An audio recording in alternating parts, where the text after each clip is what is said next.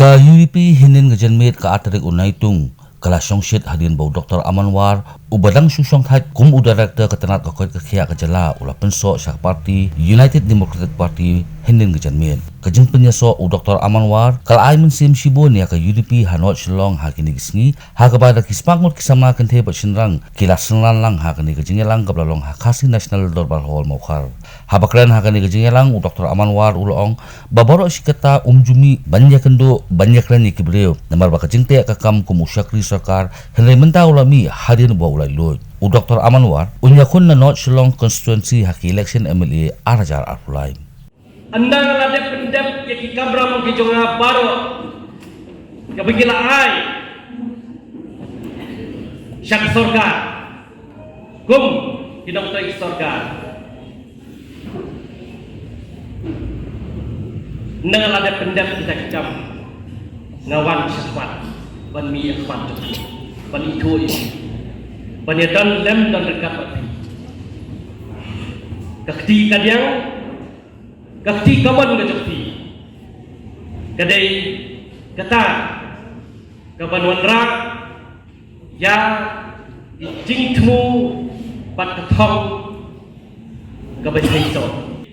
namar kibubun kiparlok kibangi gendo bafila song thad na kakam niwan syafi bafilong kertong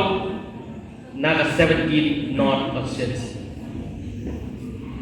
bat nginilaman petrekam kibubun po kejelah ini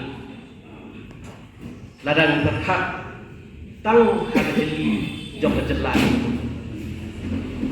ngintrai syuanam taga bhak apian jong 17 North Constituency bat nginwan ra pada ya kita kom terikam hak jelas rokoi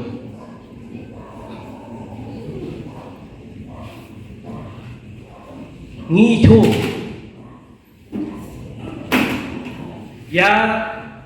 keyboard bersyadu bagi dei banlet petkerpat nak kebentaman kentil yakit imlang kesalang hadir kom ki upher kacing tu bat katau kaba saiso kaba ngayo manekren katu kan nge baki nong yalam ki jongi naginen ki upher kalau bangin tray hagata karukom kabalong rinti kabayad ben yarinti kabaskam khamtame kabayitanan hakmat kabathai barokoi dei ba baro kata kini parlok ki janga kinongkut ki jong kini kinong yarap ki janga baro kiwan pasel kifa ya ki message ba doktor ngidon gating sokya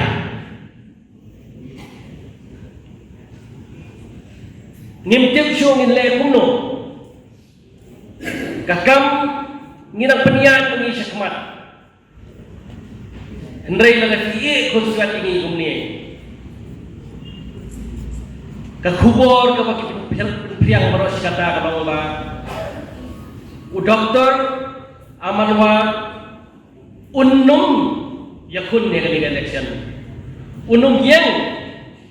percaya ini yung kani election namar uting baniyan kani election nakatakadaw not panbi syakmat banwan ni kendo iti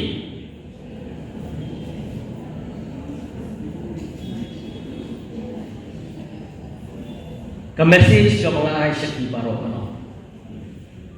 P1 panirap yang P1